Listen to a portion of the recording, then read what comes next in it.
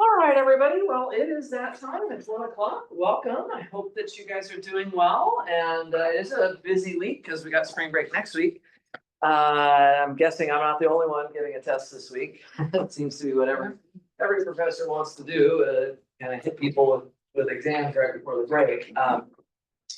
But before we get to that, just a quick reminder, there is a homework assignment that's due tonight at midnight.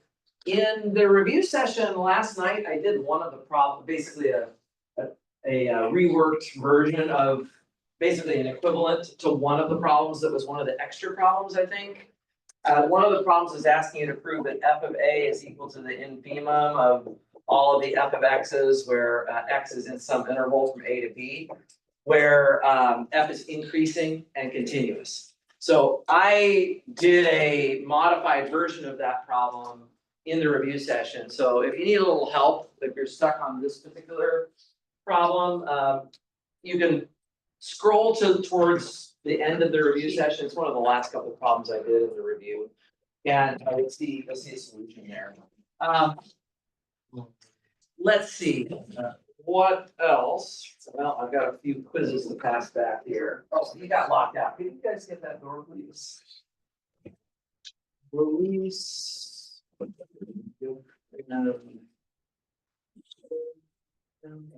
Okay, let's try that again. So again, the homework is due tonight. I have some office hours.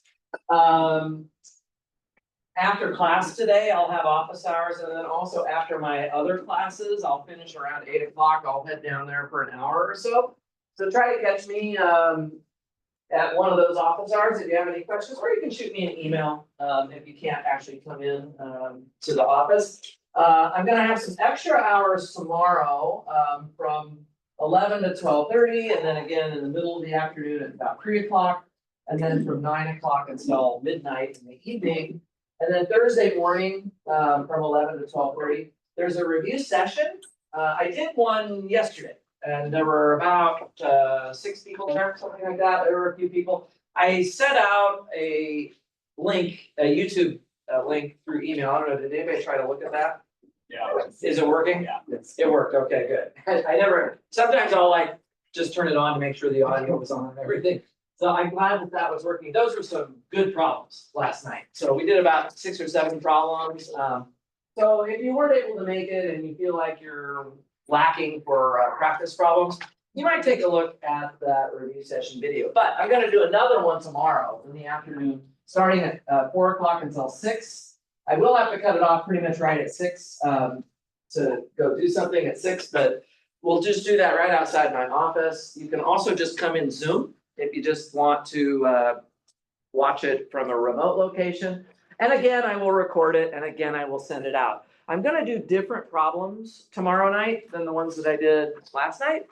But altogether, taken as a whole, I would guess the 2 review sessions will be pretty thorough and pretty similar in terms of the topics of what they're covering. The exact questions won't be the same, of course, but it'll just give you some more, I figure the more things you see, the better off you'll be.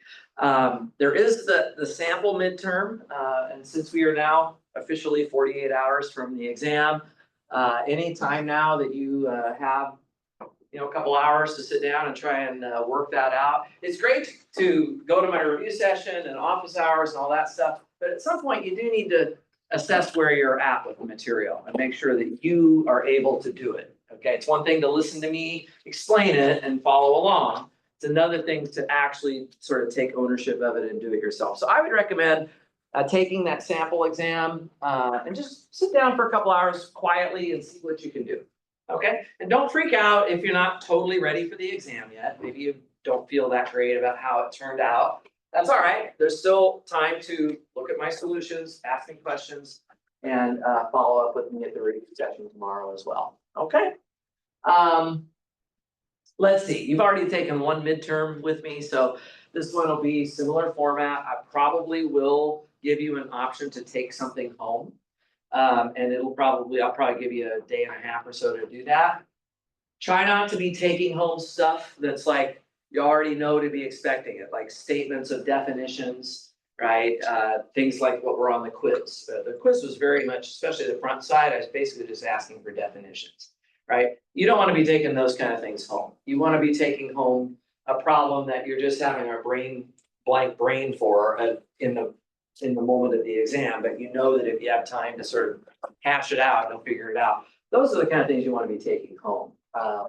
So make sure that you're rehearsing those flashcards, right? Make sure you know all the theorems. What's the squeeze theorem? What's the monotone sequence, subsequence theorem? What's the Bolzano-Weierstrass theorem, right? Those kinds of things. What's the definition of a continuous function? What's Dr. Annen's huge remark say? Like all of those things, you've got to come to the party with the right tools, right? It's like when I go to climb Mount Rainier, I always joke, they're not, if I show up with my pajamas on, they're probably not gonna take me up the mountain. So you gotta make sure you're well equipped, make sure you know the theorems, that you have all the right stuff with you that you need to bring into the exam, and then just do the best you can from there, okay? And I'll do everything I can, obviously, to help you guys get ready for that over the next couple of days. Any questions about any of that? Happy birthday. Well, thank you. Yes, I am. Do I look a little wiser today? I hope so. Maybe I am. Who knows? We'll find out. Yeah, so that's all I've got for announcements over there.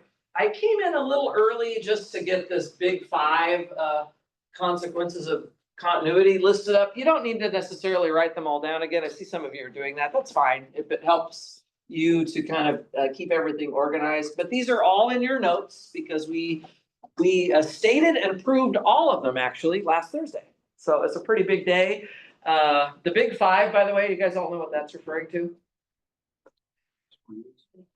So I went to Africa a few years ago and I went on a wildlife safari after I climbed Mount Kilimanjaro. And there's 5 animals that when you go on safari, you're supposed to try to find the big 5. And they'll always brag that you'll find them if you go on one of their, you sign up for a tour, you'll go find them. So I think that the big 5, let's see if I still remember it. I think it's the lion and then the leopard.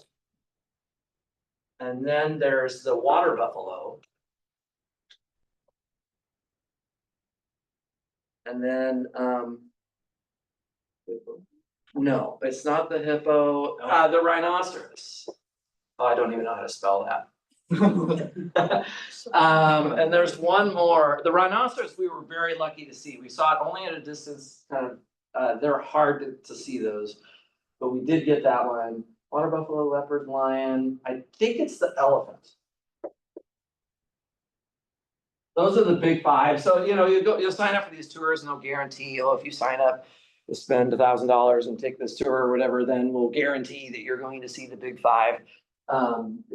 We did. We actually could see all of them. So anyway, so I adopted that for my recap today.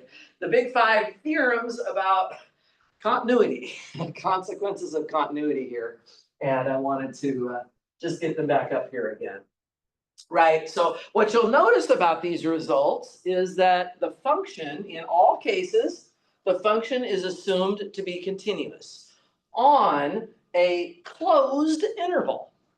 On a closed interval. So these are continuous functions on closed intervals, and that assumption is absolutely required in all cases. It does make us wonder a little bit, like, as a question, and I think I'm just going to go ahead and jump right into this question. It says, what could we do if the function was defined only on an open interval? So what can we do if f is a continuous function in the following form? So maybe it's defined on an open interval from AB to R. Like that would be a natural thing to wonder about. If it wasn't a closed interval, can we do anything in that case? When the interval is open, of course, that means we're not including the endpoints. So that would mean that f of A doesn't even make sense. F of B doesn't even make sense. And so when I'm looking, some of these theorems here, they talk about f of a and f of b. Well, you wouldn't even be able to talk about f of a or f of b if the function was not defined on the endpoints of the interval. So if it was only defined on, say, this open interval from a to b, and in a minute I'll do an example of that, but just keep that in mind. The big five, they all have pretty much the same hypothesis. F is continuous on a closed interval AB. The fixed point theorem, we did it for the closed interval 0, 1 to 0, 1, although that can be generalized as well. I just wanted to do it the same way it's stated in the book. But these are some pretty big results, right? The existence of absolute maximums and minimums, right? That's the extreme value theorem. That's very well known. That's very famous in calculus. You would have talked about that. The fact that a continuous function on a closed interval has to be bounded, that's a big deal. The fact that between if I take any value between f of a and f of b, and I try to draw the graph without picking up my pencil, that I have to be able to find an input that will hit any k value between f of a and f of b. It's kind of common sense, actually. You could explain this if you really wanted to. You could explain it to somebody at a much lower level of math, I think, because you could just talk about it in these casual terms that I'm discussing right now. Location of roots, that's an important thing. If we want to try to figure out where might we have roots of a function, notice that we get the existence of a root. It doesn't tell us exactly where it is, but we at least know that it's in some open interval here, right? So that's at least narrows it down a little bit, right? That there must be a root to my function somewhere between a and b. Right, so anyway, these are all really big results. They should all go onto your flashcards. This will not be on your exam Thursday, but certainly for the third midterm, they will.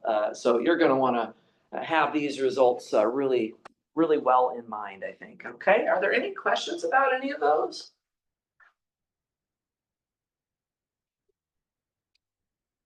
And we proved all of them, and they're all pretty, straightforward proofs, although a couple of them took a little bit of writing. The intermediate value theorem was the one that's kind of messy to prove, as you might recall. But the rest of these they follow pretty quickly. It's not too hard to prove those. But let's come back here then to the question of the day, which is, well, what if the function is not defined on a closed interval? What if it's only continuous on an open interval? Well, one idea for how to address this problem would be to go ahead and define f of a and f of b to be certain values. So let's just say that here. We could just define f of a and f of b in such a way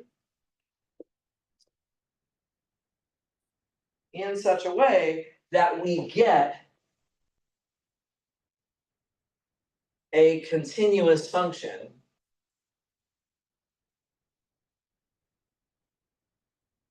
So in this case, if we add the two endpoints, then we can actually turn it into a function that's defined on the closed interval AB, right? So maybe it's not defined on the closed interval AB to begin with, but what we could do is we could fill it in.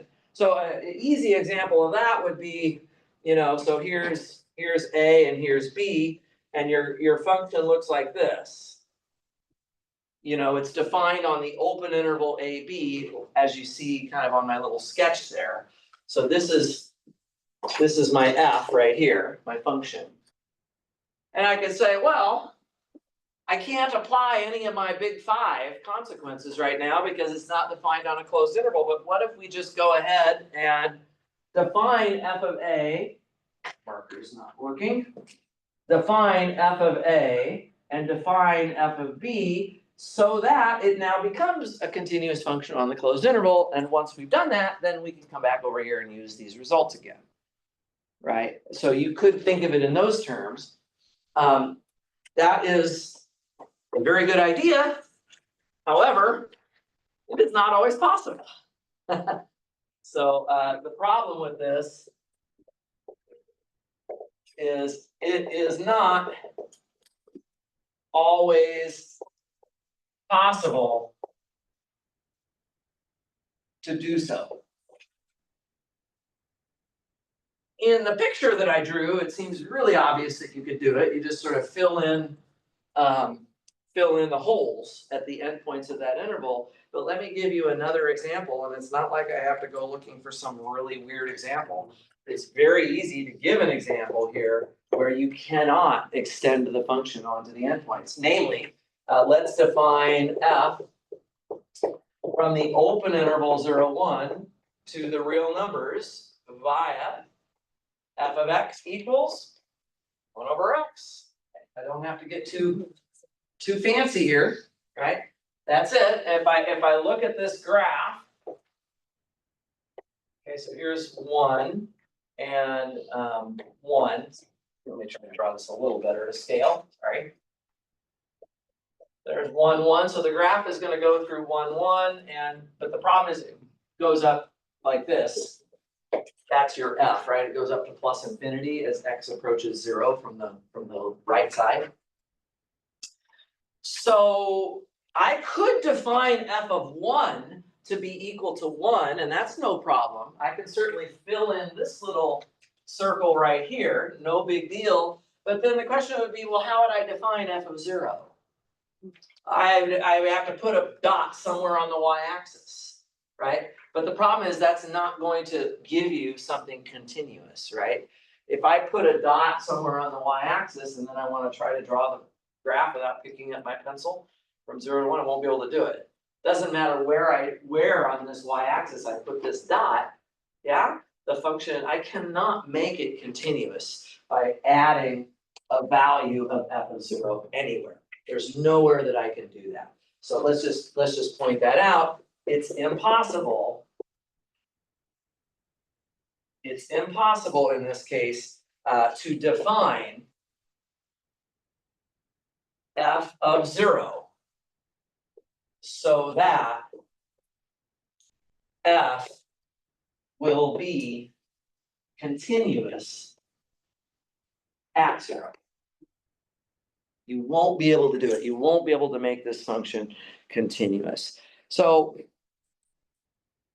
sometimes you can, like in this picture, sometimes you cannot in that picture. And this kind of brings up a question of, well, how do I know when I might be able to do this extension to the endpoints and when won't I be able to do it? This is kind of a natural question, okay? So I guess I'll phrase this as a follow-up. Are there any conditions? Are there any conditions on f that would guarantee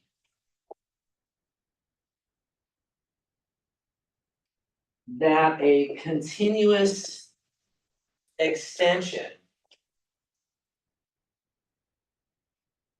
at x equals a and x equals b will be possible?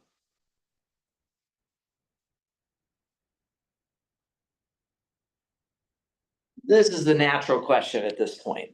Could we put on any conditions here onto our function that would guarantee that we can extend it to the endpoints in a continuous way? Again, why do I want to be able to do that? I would like to take my function that's not currently defined on the endpoints. I would like to define it on the endpoints in such a way that it's still continuous so that I can use all these wonderful theorems over here, right? So that's the question. Could we, in some situations, guarantee that it is possible for us to do this, right? And whatever the conditions are, 1 over x ain't gonna meet it, right? 1 over x is not gonna work. So the answer is actually yes. The answer here is, are there any conditions? The answer is yes. And what it is we need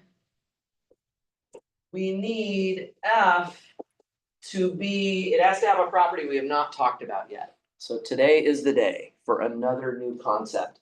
We need f to be something that is called uniformly continuous. Uniformly continuous on its domain, which at the moment is the open interval AB.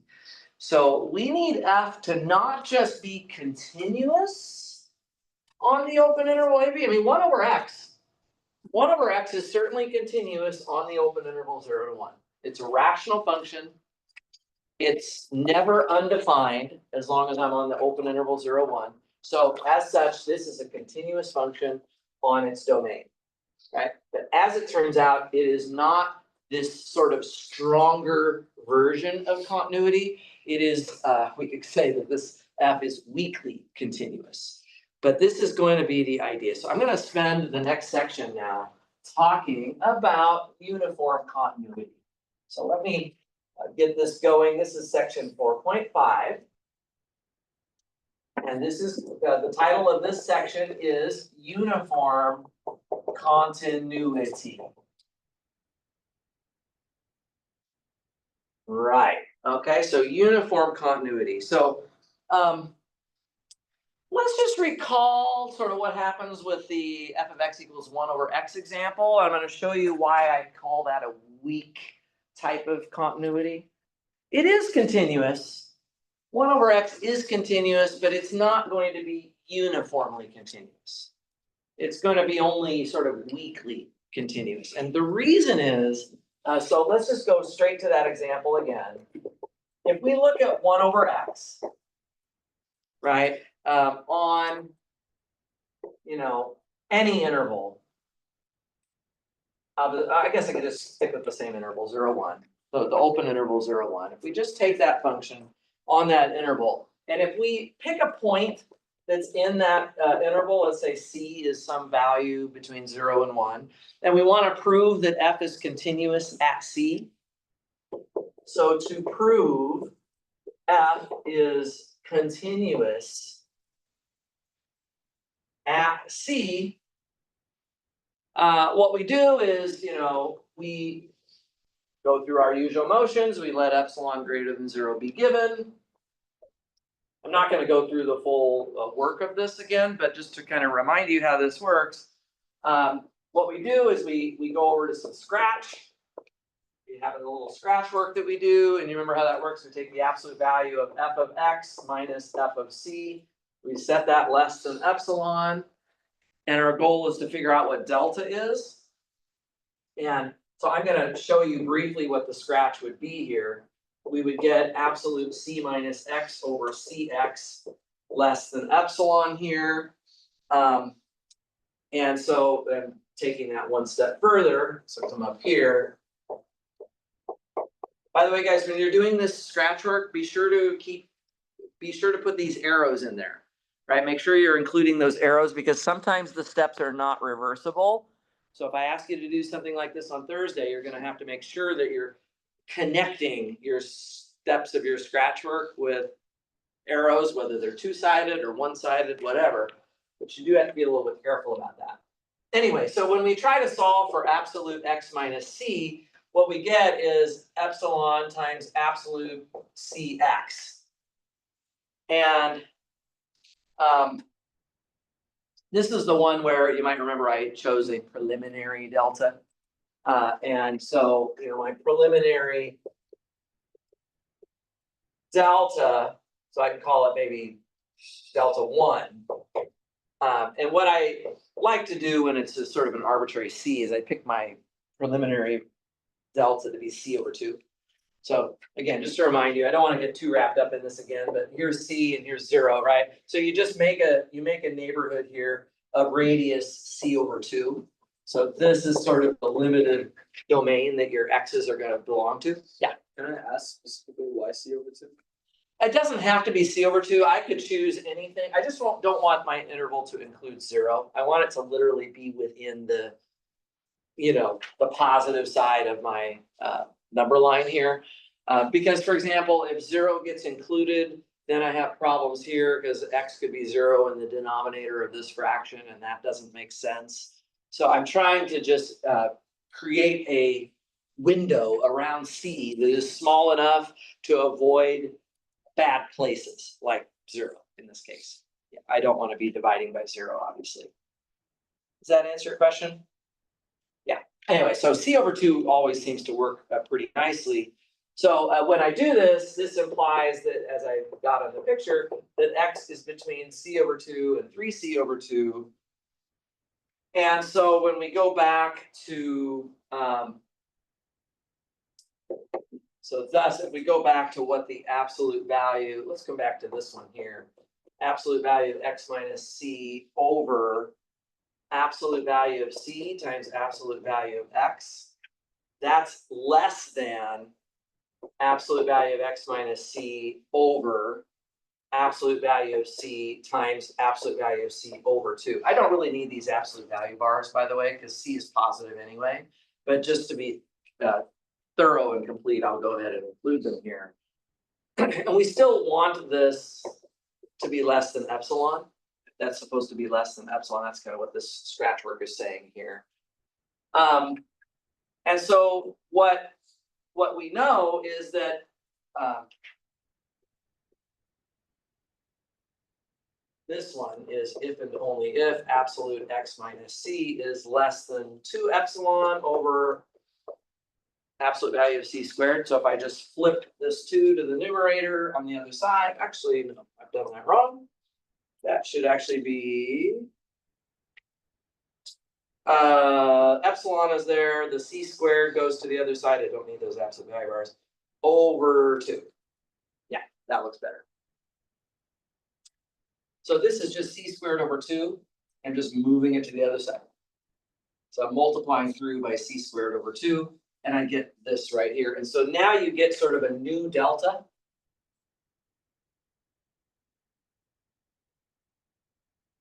Okay, so basically what you're going to do now is you're going to let delta equal the min of the preliminary delta, which was C over 2, and the new delta, which is epsilon C over 2 over C squared over 2.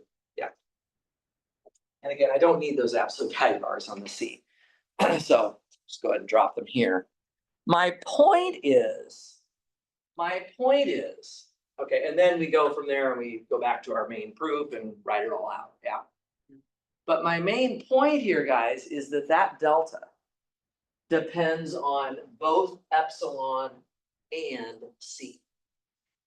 So note that delta depends on both epsilon and C. And it kind of makes sense that that would be true. If I go back and draw my 1 over x graph again, right? And let's say that I come up with a C, let's say I have a couple of different C values. And here's C1, and let's say that my epsilon is just equal to, I don't know, 0.1. So my epsilon creates a neighborhood here, right? And what I've got to do is come up with a delta such that the graph of this function is within that strip throughout that neighborhood. Well, if I'm way over here on the left, I have to pick a delta that's fairly small, right? I'm going to have to pick a delta that's pretty narrow here so that the part of the graph that coincides with that neighborhood is within this strip. And that's because the graph is pretty steep. The graph is pretty steep over here, right? But if I come over to this second point and I make exactly the same, so here's my second point, C2, if I make a neighborhood that is exactly the same width, right? Do you see that I can get away with a much larger delta now? Because the graph is not as steep over here. The graph is not as steep, so depending on sort of how steep the graph is, that has an effect on how small your delta needs to be. If your graph is jerking up to plus infinity or down to minus infinity really sharply, your delta is going to have to be really small for a particular epsilon. But if you try that same epsilon at a place where the graph is flatter, then you can get away with a larger delta and you'll still be okay. So this is what I mean when I say that the delta depends on both epsilon and C. Do you believe that? Do you see that? Depends on what point you're at. And in the work that we did, the scratch work that we did, we sure did see it, right? We see both epsilon and C in our choice of delta here. Right, so that's kind of maybe not surprising. So when your delta depends on the C value, that is not uniformly continuous. That is the weak continuity, right? A uniformly continuous function is one where as soon as you give me the epsilon, I can choose the same delta anywhere throughout that domain. I can find one delta that will work everywhere. Let's write this down in the notes. This is the definition. It's an important one. The definition of uniformly continuous. Actually, I don't think I need this anymore. Oh my goodness, this is a lot to erase. I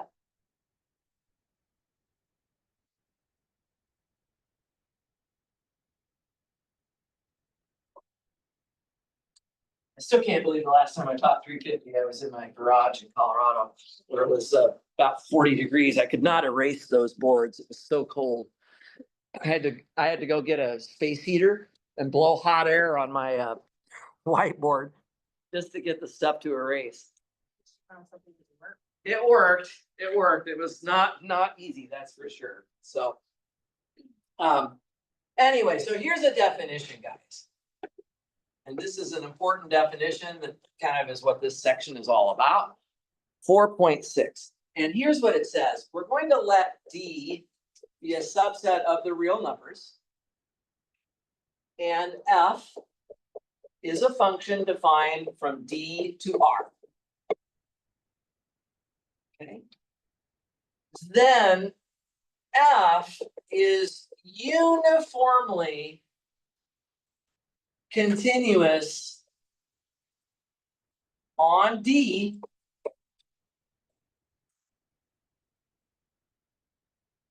F is uniformly continuous on D if for all epsilon greater than 0, there exists a delta greater than 0. This is sounding like the definition of continuity so far, right? There exists a delta greater than 0 such that, now are you ready for the difference? Here's the difference, such that for all C in the domain, if absolute X minus C is less than delta, then absolute F of X minus F of C is less than epsilon.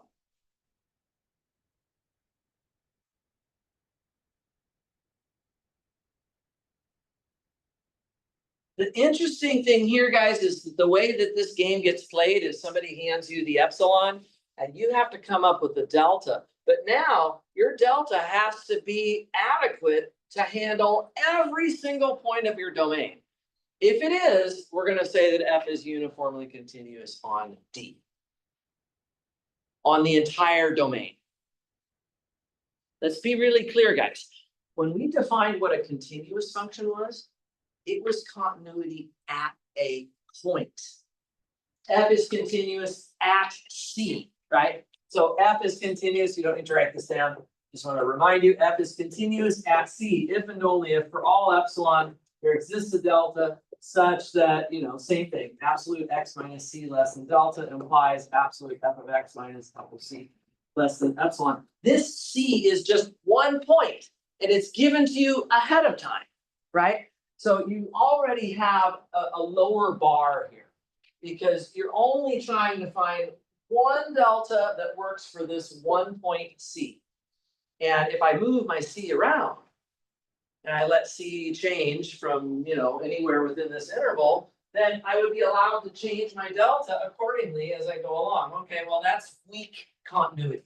That's weak continuity. It's continuous at every single point C. Kind of on a case-by-case basis, we come up with a delta. Not so in this definition. This definition says, oh, I'm not going to just give you one point C. I'm going to give you an entire domain D. And I'm going to make you come up with a single delta that works everywhere in that domain.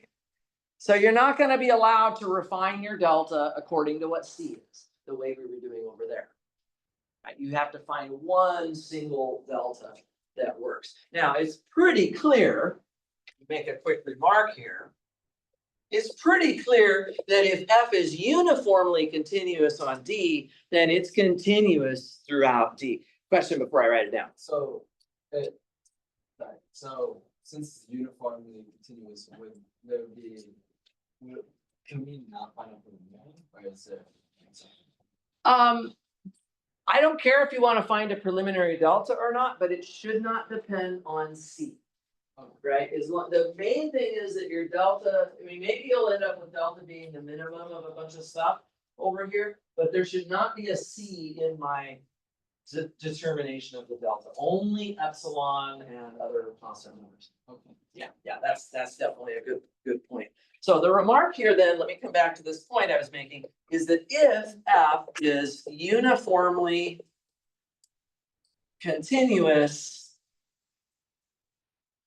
on D, so again, it's not, we don't speak of a function being uniformly continuous at a point.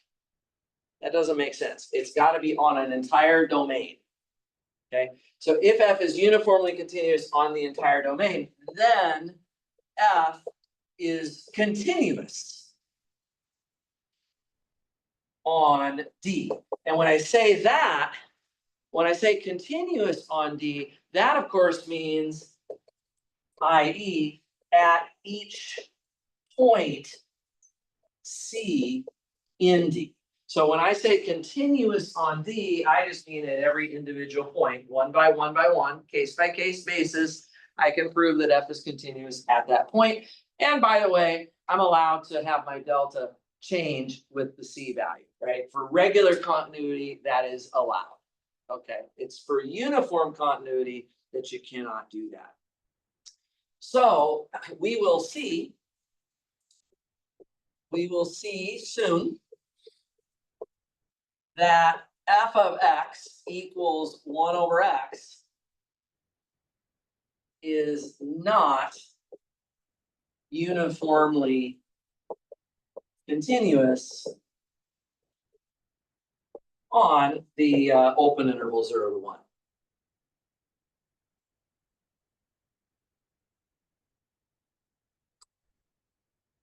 Now you might be thinking, don't we already know that?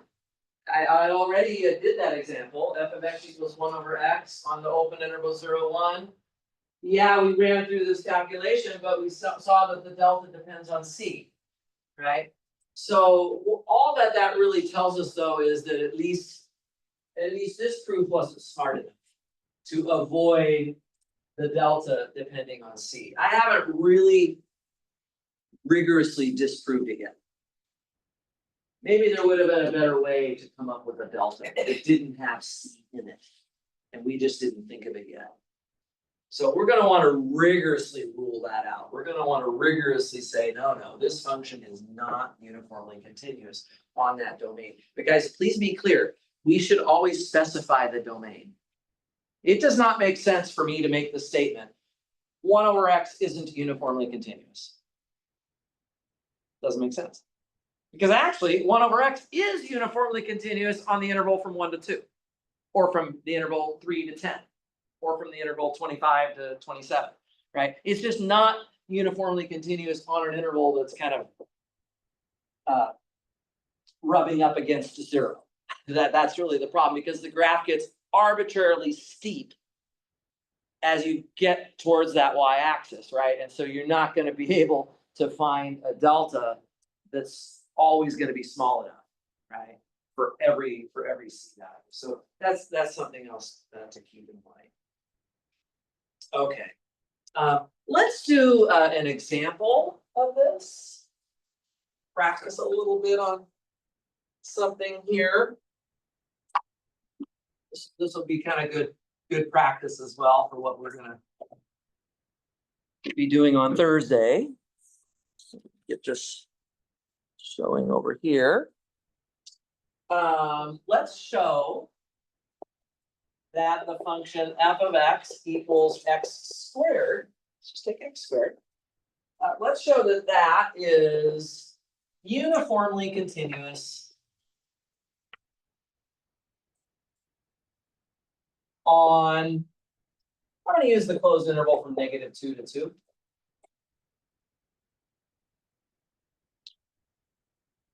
Okay, and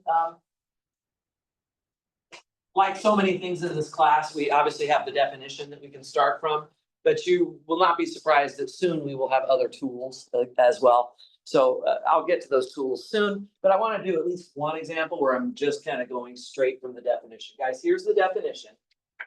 For all epsilon, there exists a delta, and the key thing we want to look for is that our delta should not depend on what C value between -2 and 2 we're working with. And in fact, you're not going to see me write down the letter C anywhere in this solution.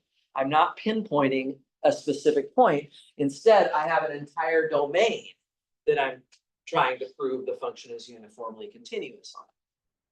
Okay. This took me a while to understand when I was a student. It's like, so continuity was defined at a point. Like F is continuous at C. So I have one value of C, I have another value of C, I have another value of C. Each time I go around and find a different delta, right? But now we're talking about a stronger concept. We don't just have individual points that we're trying to prove continuity at. Instead, we have an entire domain, right? An entire, in this case, interval. And I'm trying to come up with this epsilon delta argument that will work no matter where in this interval I happen to be. Right, so let's see if the delta that we come up with is independent of the C value. Okay, so how's my proof going to go? As you could imagine, we're going to start off with our rubber stamp again. Guys, please just write this down exactly this way. Okay, let epsilon greater than 0 be given. Don't try to do anything fancy with that. That's always the way to start this off. And then what I'm going to do, as usual, is come over to the scratch work. I think I'll do my scratch right here. So on the side, I'm going to try to show a little bit of scratch calculation. Of course, the conclusion is what we have right here, absolute f of x minus. Now, guys, I'm not going to use C. I'm going to use some other value, which could be y. So you'll see me do this. Instead of f of x compared with f of c, I like, when I'm doing uniform continuity, I like to use x and y because actually, there is no special point C that we're focusing on right now, right? We're just looking at this entire window of values. So I'm going to choose to use x's and y's for this. Of course, now I'm going to just plug in the function x squared minus y squared inside of those absolute value bars. And of course, I'm going to factor that. So this will factor as x minus y times x plus y less than epsilon. Everything so far, so good. And I would like to isolate the x minus y. And I can do that if I'm willing to divide by x plus y. So I'll do that. I'm going to divide here by x plus y. This is the absolute value of x plus y. And of course, what this actually is will depend on x and y. So if x and y are both equal to 2, then we have epsilon over 4. If x and y are both equal to 1, then we have epsilon over 2. If x is equal to -1 and y is equal to 2, then we have epsilon. So it seems like it's depending on the choice, but I can pick sort of a best case delta, which by the way is always going to be the smallest possible delta, that will work anywhere through this domain. Like, what's the biggest that x plus y could be if x and y are running around in this interval? 4, right? Just 2 plus 2. So I could actually just say, look, this is going to be, with a backwards arrow, this is going to be absolute x minus y less than epsilon over 4. In other words, if x minus y is less than epsilon over 4, then it's certainly going to be less than epsilon over something that's less than 4. In other words, the right-hand side, as I go from here to here, the right-hand side of the inequality gets bigger. Does that make sense? And guys, this is now my delta.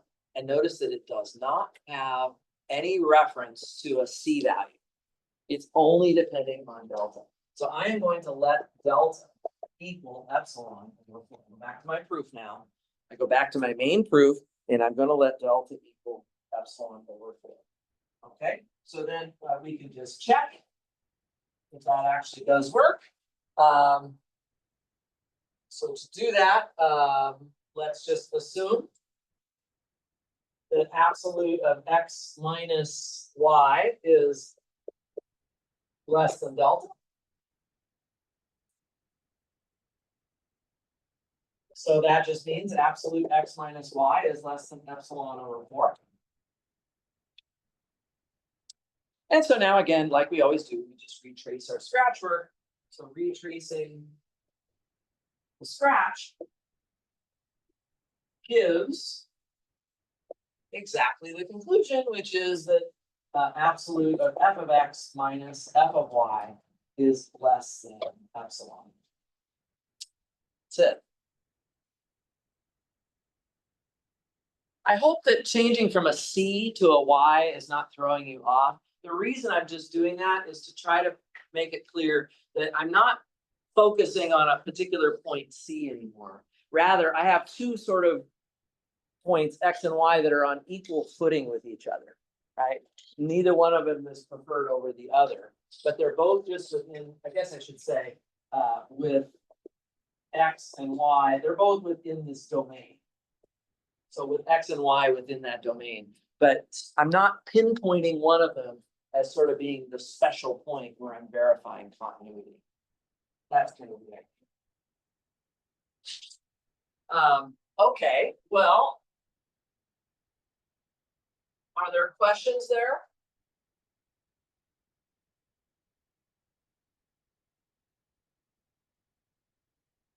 Now, as I mentioned, the concept of uniform continuity depends heavily on what D is. So I'm going to do another example right away, guys, and I'm going to convince you, I hope, convince you here, another example. I'm going to show that f of x equals x squared is not uniformly continuous on R. You take the entire real number line, it's not going to work anymore. And it makes sense because, I mean, this is, after all, I mean, we all know that this is just a parabola, and you can see that if I restrict my parabola to say -2 to 2, there's sort of, you know, the steepness of this graph, it isn't allowed to just blow up forever to almost a infinite slope, right? It stops. Whatever the slope is at the endpoints is kind of as steep as it gets. And you can pick your delta based on what it needs to be to make it work at the endpoints. Which is kind of what we did when we said, look, I'm going to imagine x and y are both equal to 4, or both equal to 2, right? They're both on the endpoints. So, but if I don't restrict the domain, if I say I want to go on the entire real number line, well, the slope of this parabola just gets larger and larger and larger without bound, right? The slope is well, after spring break, we're going to do derivatives, and the derivative of this is 2x, which becomes, of course, arbitrarily large as x gets big. So let's see if we can prove this. I'm going to do a little proof of this example here. And again, at this moment, the only thing we really have to go off of is that definition. And so I only have that definition to go off of. I mean, another way to think about it is if you tried to make the same proof work, you would get stuck right here. Because on the first example, I was able to say, look, x plus y is never going to be more than 4. So I can just make a denominator of 4. But if I'm now going to allow x and y to be any real numbers, right? If I'm talking about uniform continuity on the entire real number line, oh my goodness, this denominator could be massive. It could be arbitrarily big. You would never be able to put a denominator down here that could handle the entire spectrum of X and Y choices on the real number line. Right, so that's really the issue. So I'm gonna do this one by way of contradiction. And suppose F is uniformly continuous on R. And so what's that mean? Well, the definition is this box right here. For all epsilon, there exists a delta. I'm going to pick an epsilon. Often what we do, I'm going to pick an epsilon and let's just go with 1. I'm going to pick epsilon to be equal to 1 here. And so thus, there exists a delta greater than 0 such that, let's just say for all X and Y in the real numbers. So again, I'm deviating from using the C variable and I'm just going to use a Y. Everywhere I had a C before, now I'm going to call it Y. For all X and Y in R, if absolute X minus Y is less than delta, then absolute X squared minus Y squared is less than 1.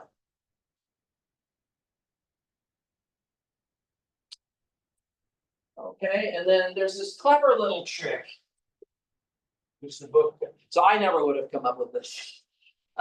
There's a clever little trick for how to contradict this. We're looking for a contradiction.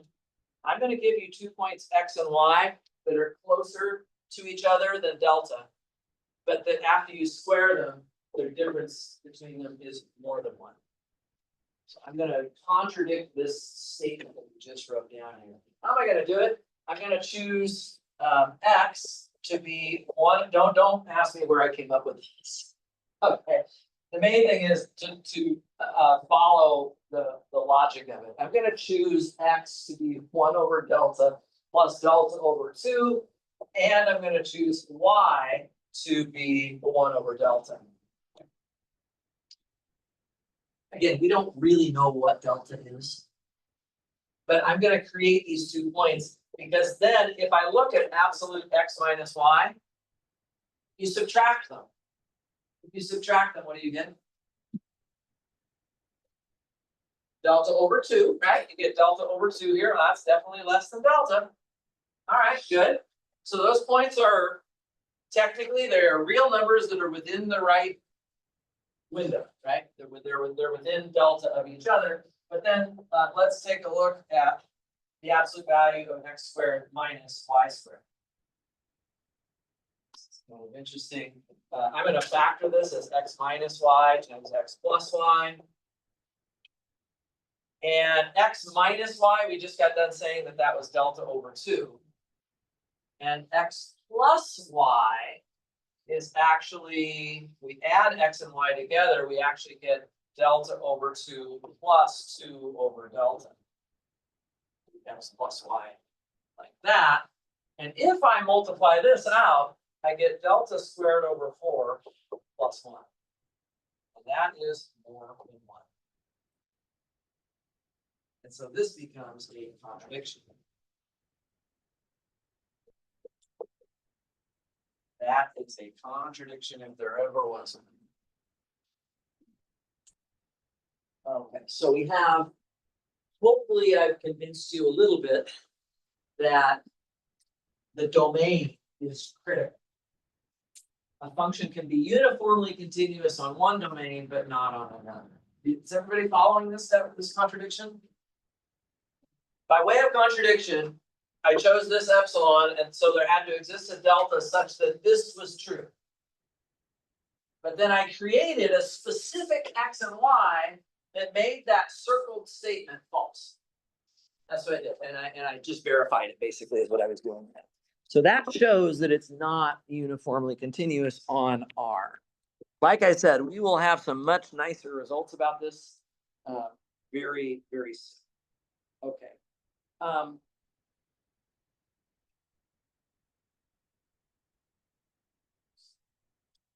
Yeah, that example. So Let's do one more result here, guys, before we take a little break today. It turns out that when your domain is a closed interval, such as the example we did over there, that uniform continuity is no stronger than continuity. So if the domain is a closed interval, there's no difference between these concepts. If only I would have told you that 10 minutes ago. If I would have told you that 10 minutes ago, you could have just said, oh, x squared is continuous, and since it's a closed interval, it'll also be uniformly continuous. Turns out that is a theorem. Let me state it right here, and then we'll do a little proof of this, and then we'll take a break, okay? So theorem 4.4 right here just says that a continuous function on a closed interval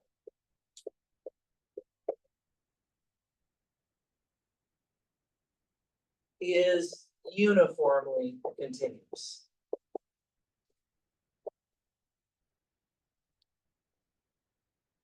Okay, if it's a closed interval. So, we've got to be careful. 1 over x was defined on the open interval 0 to 1, and we were not able to prove that that one is uniformly continuous, right? It has to be a closed interval. It has to be a closed interval. But just as an example, before I do the proof, just as an example, f of x equals 1 over x is uniformly continuous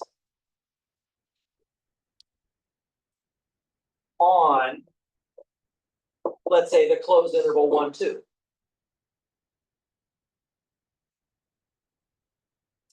How come? No, because it's continuous on the closed interval 1, 2. Right, so if you believe my theorem, any continuous function on the closed interval and 1 over x is continuous on this closed interval, and therefore is uniformly continuous on that closed interval. I don't have to prove it now. If you believe the theorem, I don't have to prove anything. I just state that that's true. And actually, here's an interesting thing. What this means is that I can find a delta, a single delta that works for all of the entire closed interval. So you know what you can always do? You can always take that delta. If it works for the entire interval A to B, you can always now choose some subinterval of the one that you've already got and say, look, the same delta that already spans the entire large interval that you're working with is actually going to work even on a smaller domain.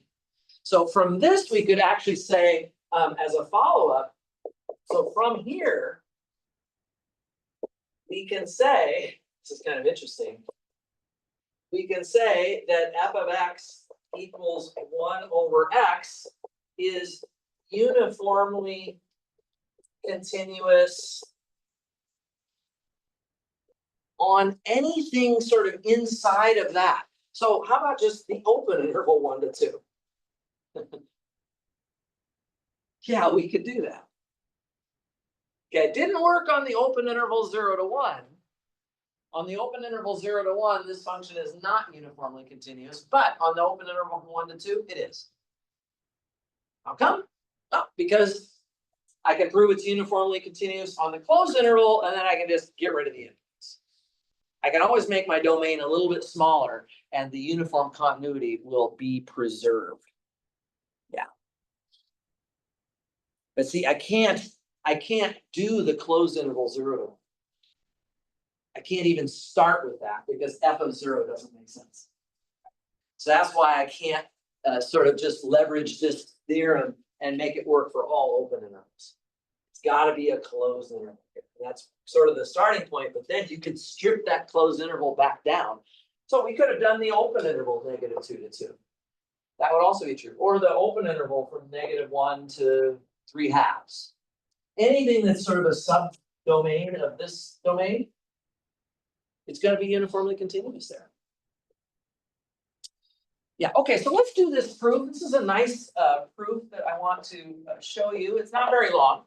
So I'm going to try and do this, and then we'll take a a little break here, let you guys decompress. I hope that you're starting to appreciate these two different flavors of continuity here. So now we're talking about uniform continuity. Let's do this kind of by way of contradiction or contrapositive as well. So I'll just say by way of contradiction, let's assume here that F is not uniformly continuous.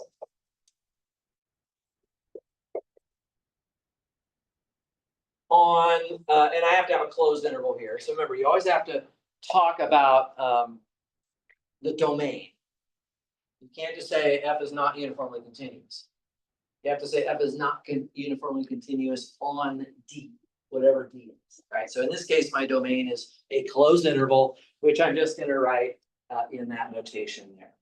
Okay, so again, the contrapositive of the definition over there is that there exists, so basically, if F is not uniformly continuous, then that means that this is not true. It is not true that for all epsilons, we can find a delta. That means that there exists an epsilon for which all deltas will fail. That's what we're going to write down, okay? So by definition, and we don't know what this epsilon is, so I can't specify a value here. But what we do know is that there exists an epsilon greater than 0 such that for all delta greater than 0, I sure hope they did some of this in Math 280. Right? If you negate, so you have a for all epsilon, there exists a delta, and you want to negate that. The negation of that would be that there exists an epsilon such that for all delta, the statement fails. So there exists an epsilon such that for all delta greater than 0, and what does it mean that the statement fails? The statement failing would be that there exists 2 points, x and y, that are in this domain of closed interval AB, such that absolute x minus y is less than delta, but absolute f of x minus f of y is greater than, I guess it would be greater than or equal to epsilon. So I'm negating this box. So there should exist an epsilon such that for all deltas, the statement below is false, meaning that it's actually possible to find 2 points that are less than delta from each other, but f of those 2 points is actually greater than epsilon. And that's how this works. That's how this is going to work. Okay, well, we've got this epsilon in our hands, and for every delta, something bad happens.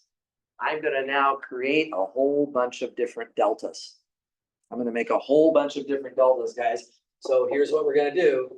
For each natural number, little n, I am going to let delta sub n be 1 over n. So for this bad epsilon that we have, we don't know what it is, but there's a bad epsilon here. Then for every delta, including all of these, I can find x's and y's. So we can find, I'm going to call them xn and yn in that closed interval AB, such that the absolute value of xn minus yn is less than 1 over n. But absolute of f of xn minus f of yn is greater than or equal to epsilon.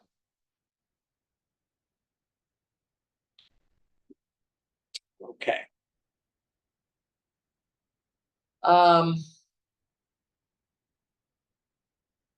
If I look at just the xn's for a minute, just the xn's, They all live in this closed interval, right? We don't know what they are, but they are in that closed interval, and that closed interval means that they are bounded. They form a bounded sequence.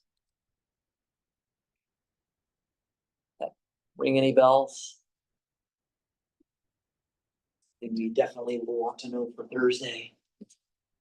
Every bounded sequence has a convergent subsequence. Thank you. We can like put that under our pillow every night until we get it down, right? That's the Bolzano-Weierstrass stress there. I'm going to find a convergent subsequence to just the xn sequence first. I'll come back to the yn sequence in a minute, but I'm going to apply the BW theorem to find a convergent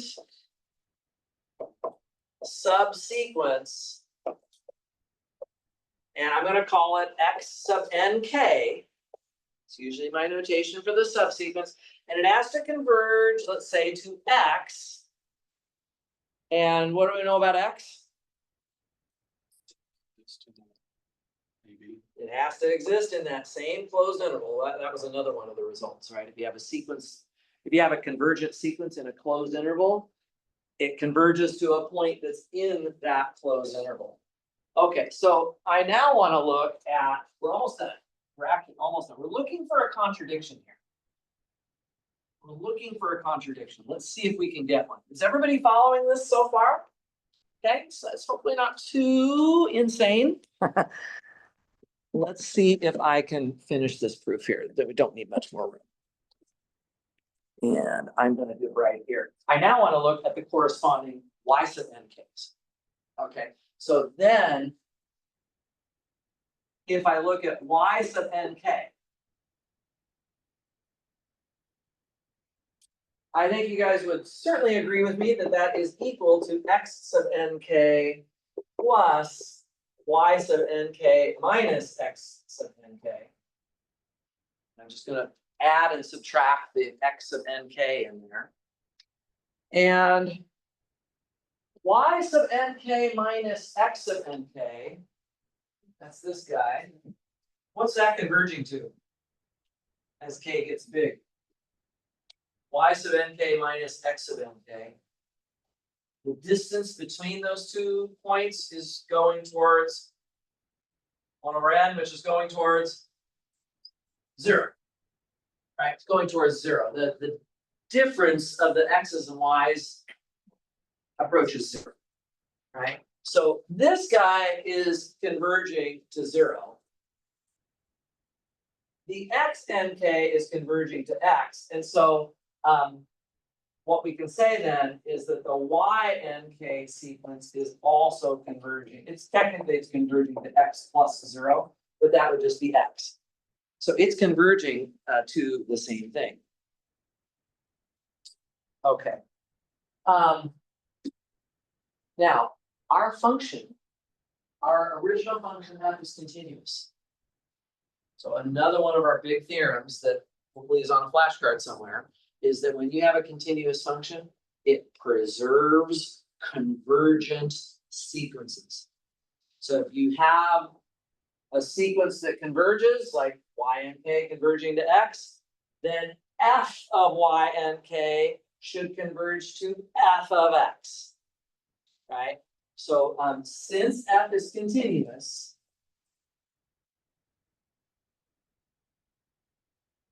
it preserves convergent sequences.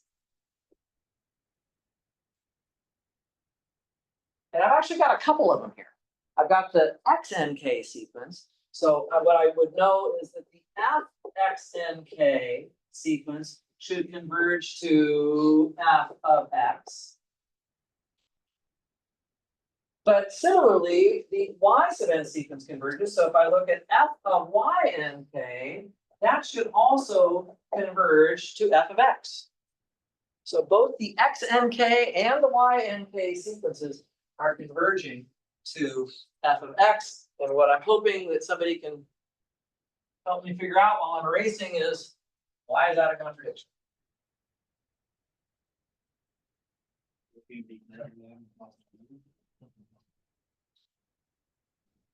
Let's take a look.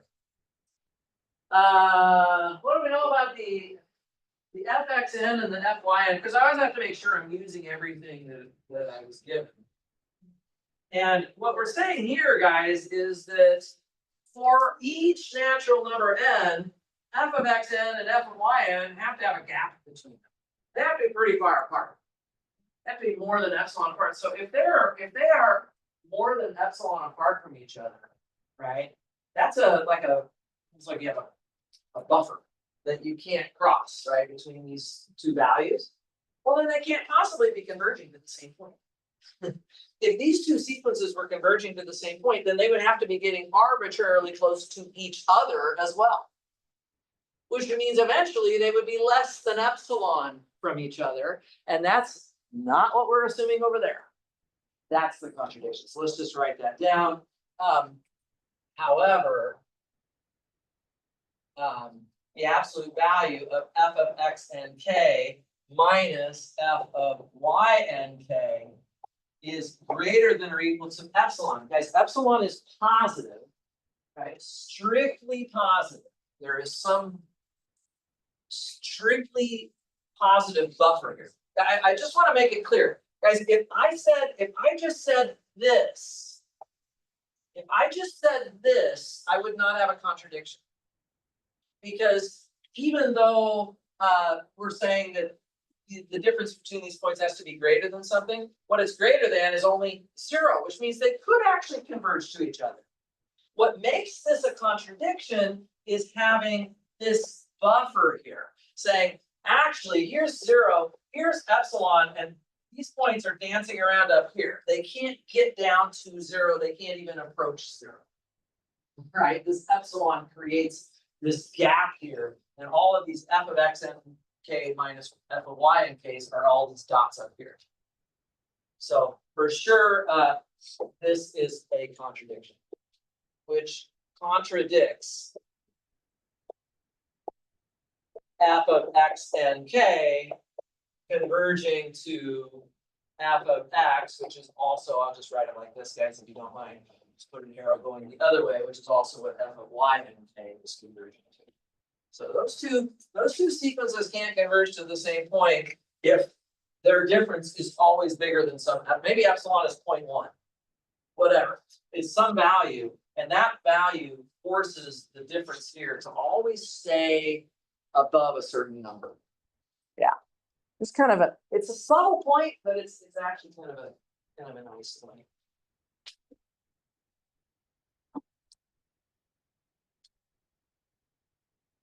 Does anybody know why this proof would not have worked for an open interval? I really made a point here that this is for closed intervals, and it really does need to be. We already saw an example of a function that was continuous on an open interval, 1 over x on 0, 1, but it was not uniformly continuous on that interval. So there's something important about the interval being closed that makes this proof go. We can just go through the proof line by line and ask ourselves, where are we really using that? That's what mathematicians want to do, right? Make sure that we really need this assumption. We don't need the assumption, we should get rid of it. Okay. So anywhere in here that the closed interval is critical to the proof.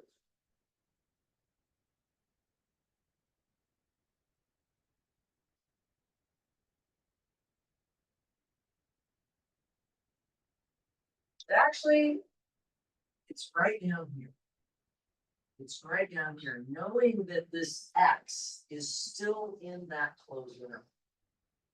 If this function had been defined on an open interval, the x might have been, so if all I knew is that I had a continuous function on an open interval, right? Then this x, right, wouldn't have to necessarily be in the open interval. And if it's not in that open interval, then f of x might not even be defined. Right? If your interval was the open interval from A to B, and that x value turns out to be, let's say, A, which it could, then we would be worried about, well, what does f of A even mean? It's not even in the domain of the function. So it's really important, this is, we're using here, theorem 3.3. To say that, well, actually, sorry, my arrow should be pointing to this belongs to symbol, right? We're using that theorem 3.3, and that's the one that says that if a sequence converges in a closed interval, the limit is in that same closed interval. And it doesn't work for open intervals. If I have a convergent you guys did a homework problem on this. If I have a convergent sequence in an open interval, the limit doesn't have to be in that open interval. And that's where this would break down, if this was not a closed interval. So it's actually quite critical that it's a closed interval. Okay, are people all right with that? Seem okay for the moment? I want to take a break, but while you're wandering the halls for 10 minutes, you know, if you're sitting there thinking, gee, I wonder why this concept is so important. It seems really similar to continuity. What's the big deal about uniform continuity? I am going to say something about that. So just to get you to come back in 10 minutes, there's more to say here. And let's take a break though first and let you stretch your legs a little bit. Oh, and if you came in late, I've got your quizzes up here. Have back some quizzes. Is that what you're looking for? No. Oh, okay.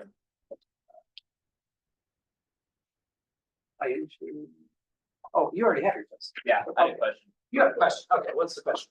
So for this, is X and Y are equal to 2. If this is smaller than like if X and Y were both 1, then if this is bigger, then this whole thing is smaller. So No, the denominator, if X and Y were both close to 1, then this would be smaller on the bottom, which would make the fraction bigger. right, So I am trying to put something here that would be as small as possible as an entire fraction, so that then this will be larger, because if it's less than something smaller, then it'll be something larger. okay. That's that how makes it works, sense. yeah.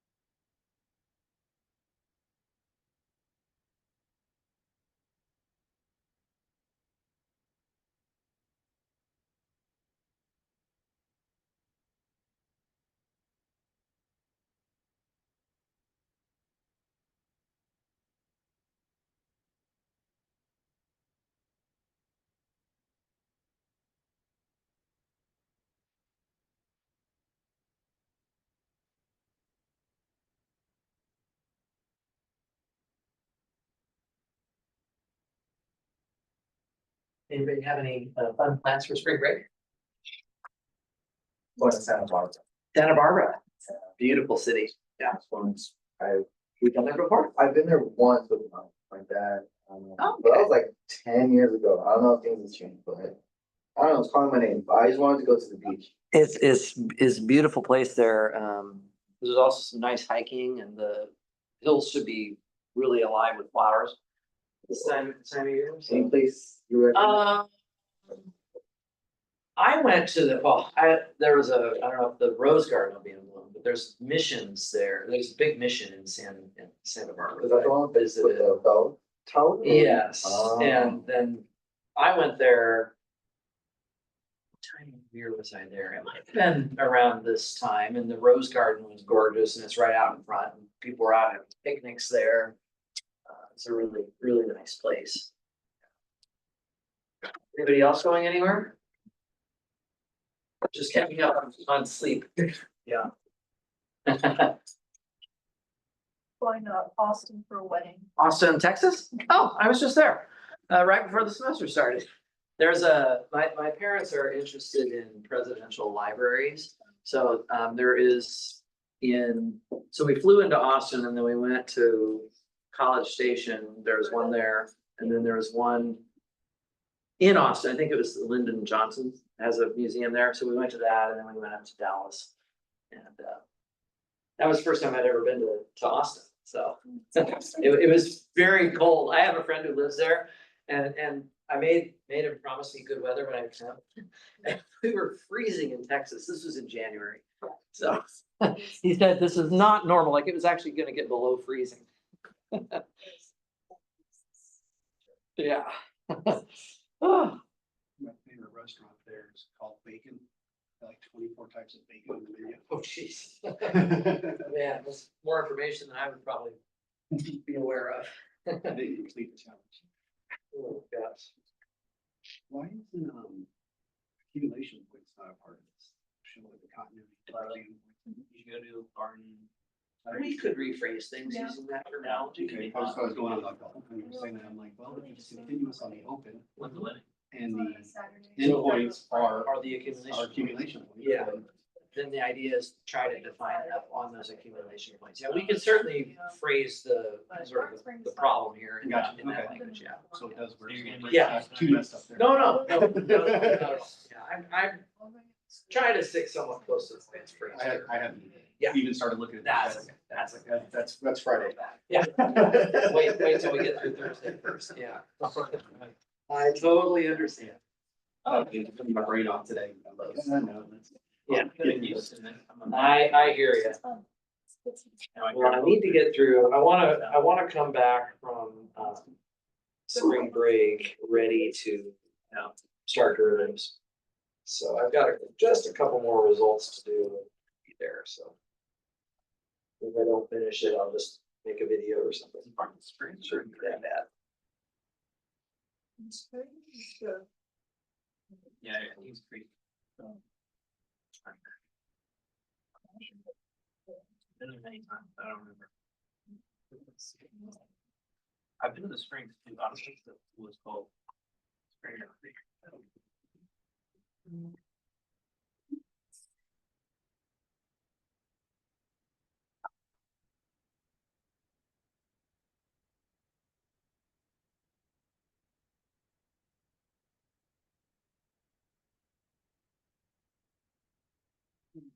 Makes some way to define accumulation. In Barton Springs. Oh, Yeah.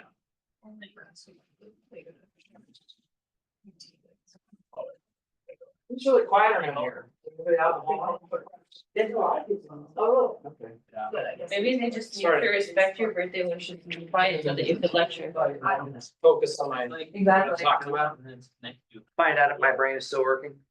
It's working just fine. Oh, good. I like to hear that. Mine, however, not so much. 10 weeks in, but I'm glad that we're, like 2/3 of the way done in the semester though. Like some schools, they take their spring break and it's only like halfway done and you come back and you have a whole lot more to go. It just feels so long at the end. When we come back, we'll just have 5 weeks, and we'll just have 2 chapters to cover, which are derivatives and integrals. That's it. And the derivatives part is pretty fast. The integration takes a little bit of development to kind of explain how Riemann integration works, but it's actually one of my favorite parts of the class. So I'll definitely be looking forward to that. I just wanna move on. We've been on this for a while, I don't think, that we're just about at the end of it. But this is what makes everything work. Have to have all the fundamentals. I did notice on your final exam review thing, you got a ship everything that's on. Oh, yeah, I love that stuff. Well, I think I might have everybody back again, so I think I might pick things up kind of where we left off. So we've just proved that at least if we're working with closed intervals, there's no difference between continuity and uniform continuity. This new idea, this seemingly stronger idea that we're finding a single delta that works throughout the entire domain D, that sounds stronger. That sounds like a harder definition to meet, and it is in general harder to meet it. But if you're working in a closed interval, turns out it's not any harder than just regular continuity, right? So it's good to sort of understand when the concepts line up. And by the way, I recalled here during the break, you might not have seen me write this down. This is just a older result that I was talking about. Continuous functions preserve convergent sequences. I used that right at the end of that proof that we just finished. So if you wanted to make a reference to this theorem 4.1, you could do that very easily. So again, a function is continuous at a point, and we were assuming that in theorem 4.4, that it was continuous throughout the domain. Then anytime you have a sequence that converges within the domain, the image of that sequence also converges to the image of that limit, right?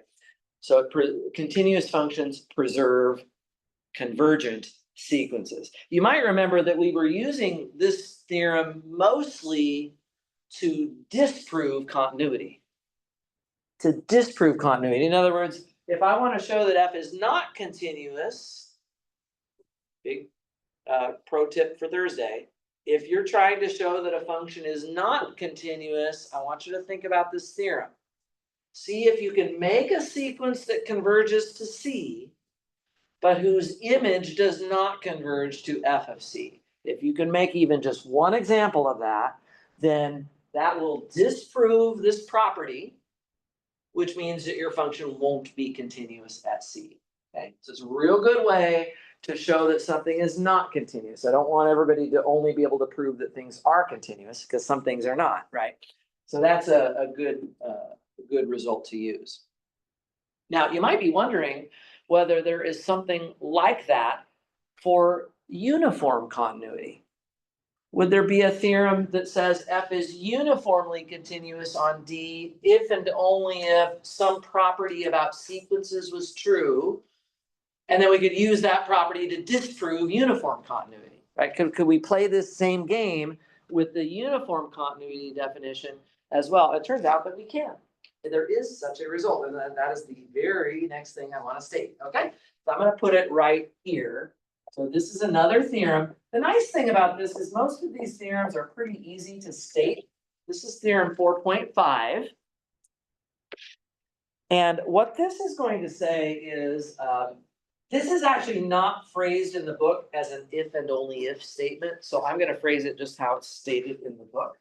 Let f from D to R be uniformly continuous. And again, I always have to specify where it's uniformly continuous. So on D. So assume that f is uniformly continuous on D. That's the definition. I've still got it on the board here, right? So we have our epsilon delta definition, but now I want to present a result that says something about what a uniformly continuous function would have to preserve. For the case of just regular continuity at a point, we have this condition in terms of convergent sequences. What we have here, interestingly enough, guys, is preservance of Cauchy sequences. Slight difference, slightly different. Let's state it here. If Xn is a Cauchy sequence, and I know you guys are probably studying this since it's one of the topics for Thursday's exam. If Xn is a Cauchy sequence, then the image of that Cauchy sequence, which would be the sequence f of Xn, is a, oh, you know what? I am so sorry. Xn is a Cauchy sequence in D. Very important. I need to make sure it's clear. It's in the domain D. Then, now we can fix it. Then the sequence f of Xn is a Cauchy sequence in R. Just have to explain where these sequences exist.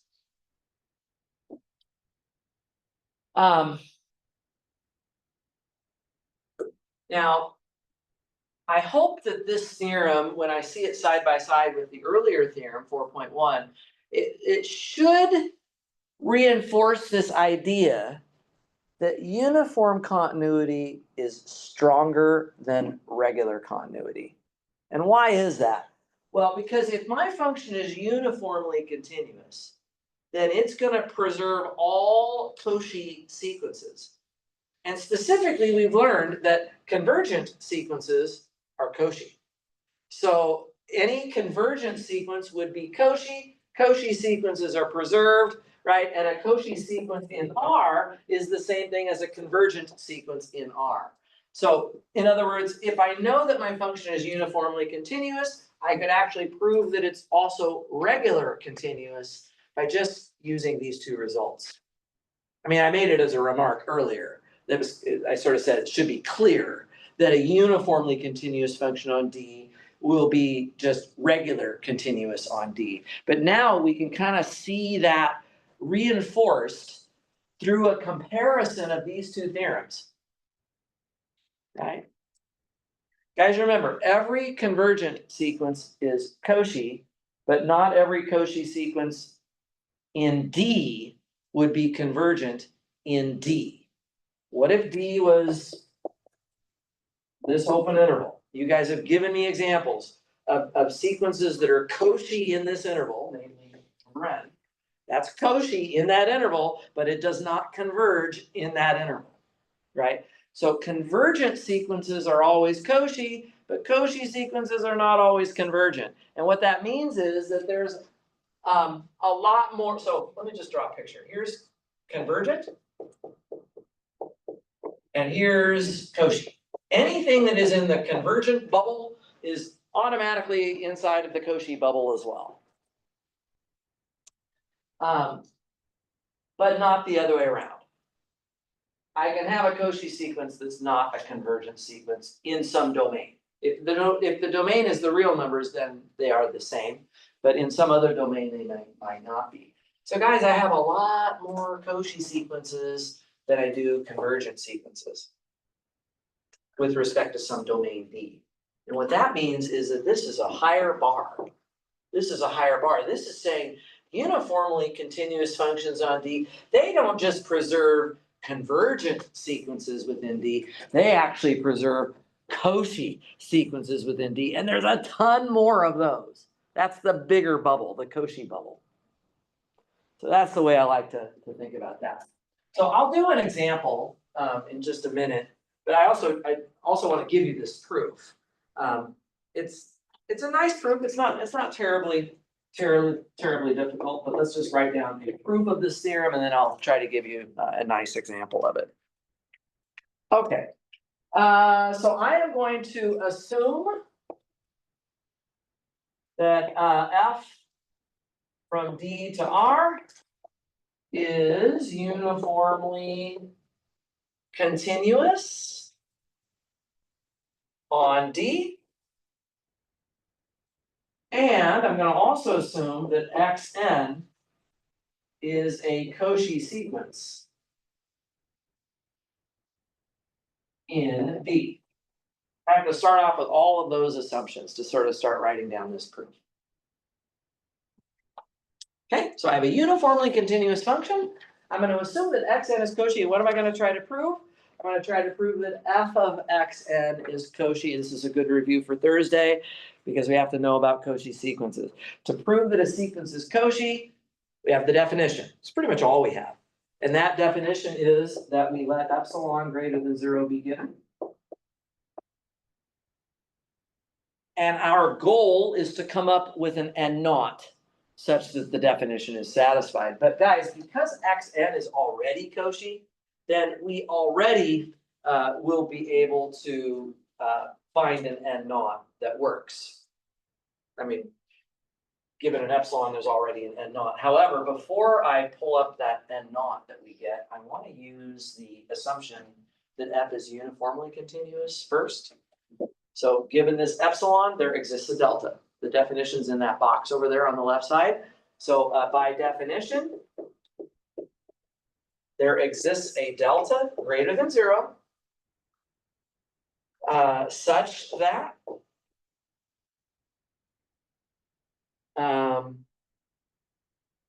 for all x and y in D,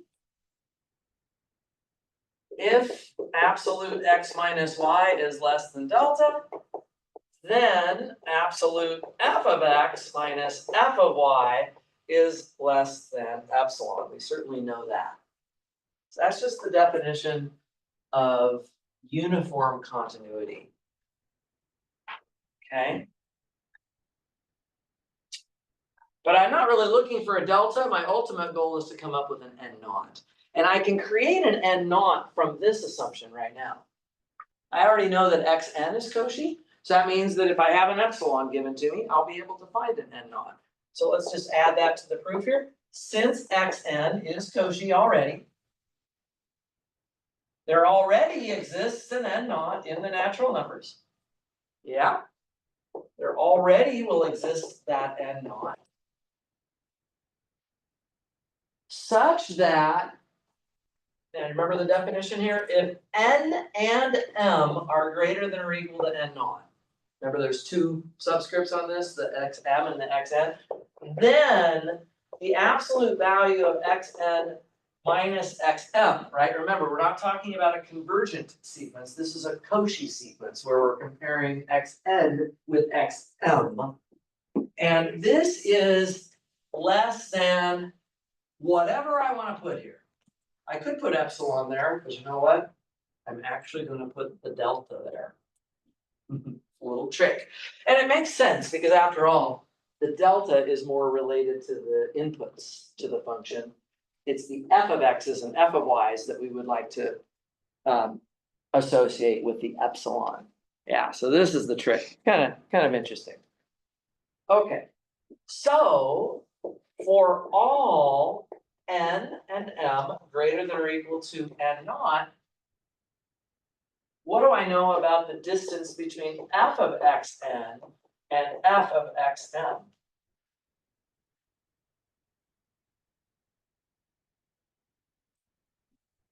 It's less than epsilon. It's all on the board already.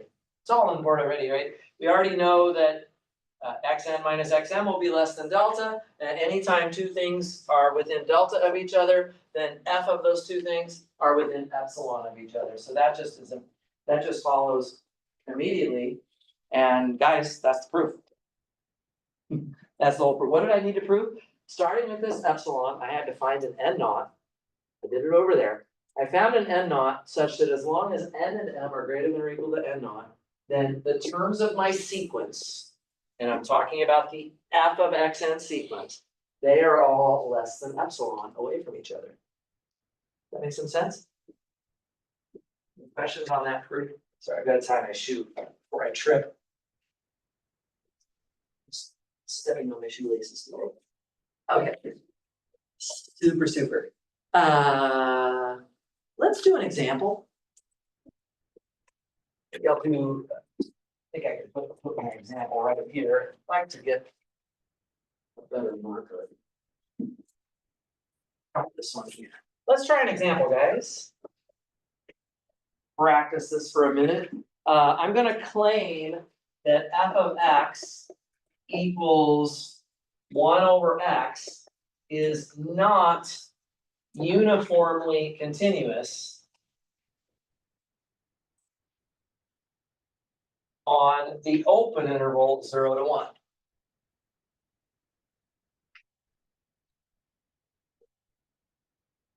Now, again, keep in mind that the interval is huge. Over here just a few minutes ago, I said, well, the same function, it would be uniformly continuous on the interval from 1 to 2, either closed or open, wouldn't even matter. One more time. Didn't we say it wasn't uniformly continuous after We have said this before already today, but I'm actually now going to Okay. prove it. I think I said we will see soon that this function 1 over x is not uniformly continuous on the open interval 0, 1. When I said we will see it soon, I mean right now. And the reason we had to wait until now is because I wanna have this theorem to help me. How can I disprove a function being uniformly continuous? Well, I can make myself a Cauchy sequence in the domain D, which is the open interval 0 to 1. I can try to make a Cauchy sequence whose image is no longer Cauchy. Right? So can anybody think of a Cauchy sequence in the open interval 0 to 1?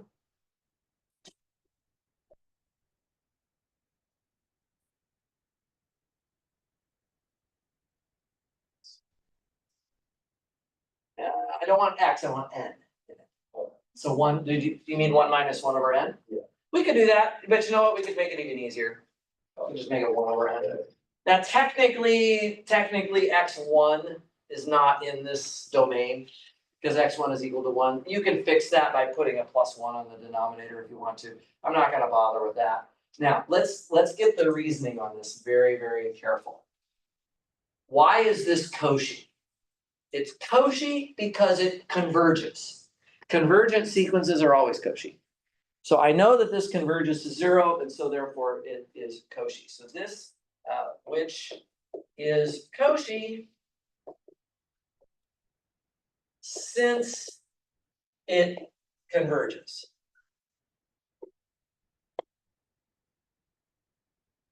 By the way, it does not converge in D, but that doesn't matter. The fact is it converges somewhere, and because it converges, it's therefore Cauchy. I mean, the limit of this is 0. 0 is not part of my domain here. So little subtle point there, but that doesn't really matter. So actually, this sequence is not convergent in D. It's Cauchy in D, but it's not convergent in D. Remember, this is the whole point. What's the difference between Cauchy and convergent, right? In the case of the real numbers, if that's my domain, there's no difference. But for a regular domain, we might have a difference, and it could be possible for a Cauchy sequence to not be convergent. And this is a good example of that. That's because our D is 0 to 1. Right, it's very, very dependent on It this would, interval. if it would have been that closed interval, then we wouldn't have. Exactly, and it could not have been a closed interval here because this function isn't defined as 0. So it wouldn't have even really made sense, yeah. Okay, it's Cauchy since it converges. However, what happens when we look at f of xn? So that would be, what would the f of xn sequence be? It would be just the sequence of 1 over xn, which would be equal to the sequence of 1 over n, which is n. Okay, so the image of the if you take 1 over n and you plug it into f, you'll get n as the output. And is that Cauchy? Is the sequence 1, 2, 3, 4, 5, 6, 7, 8, is that Cauchy? Definitely not. In fact, it's not even bounded, right? So it doesn't even converge, it's not bounded, it blows up. This is not Cauchy. So I'll just say which is not Cauchy. So thus by theorem 4.5,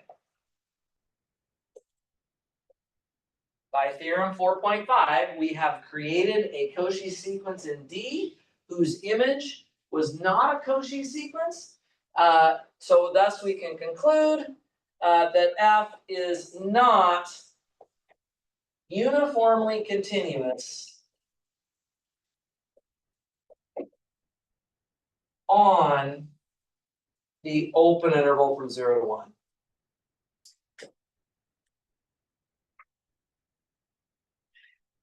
Now, you might be wondering, would that exact same proof also show that F is not even continuous on the open interval 0, 1? Well, we know that's not true because this is continuous, right? So why would this blue stuff not work to show that F is not even regular continuous? It's the difference between these two theorems, right? For uniformly continuous functions, Cauchy sequences have to be preserved. That is a high bar to meet, right? Because there's tons of Cauchy sequences out there, right? To be regular continuous, all we have to prove is that convergent sequences are preserved. And guys, this sequence is not convergent in D. It is not convergent in our domain, right? It does converge, I said it here, it does converge to 0, but 0 is not in the domain. So I cannot apply this theorem, right? This theorem required, the sequence that I created was just 1 over n converges to 0. F isn't even defined as 0, right? So it's not even a C value that I would be even considering. So we can apply theorem 4.5 with that sequence, but we can't use the same sequence over here. That's the point. There's fewer sequences that we get to work with over here, which means it's harder to disprove continuity than it is to disprove uniform continuity. It's kind of one way to think about it. Oh my gosh. I am getting so excited. I have one more result that I am gonna make a little video for and just have you watch it over spring break. It's just a quick 1-pager. I just wanna get this done so that when I come back in here in April, we can be like, all right, guys, have you heard of derivatives? Now we're gonna talk about them. So I'd like to I kind of like to close the loop on that, so. Anyway, we'll call it a day from there. Just a quick reminder, I have a lot of office hours. If you need help with tonight's homework, feel free to stop by. I'm happy to help anytime. And I'll be around tomorrow for the study session and office hours again. Do your best to get ready and I'll see you on Thursday for our exam. Bye for now.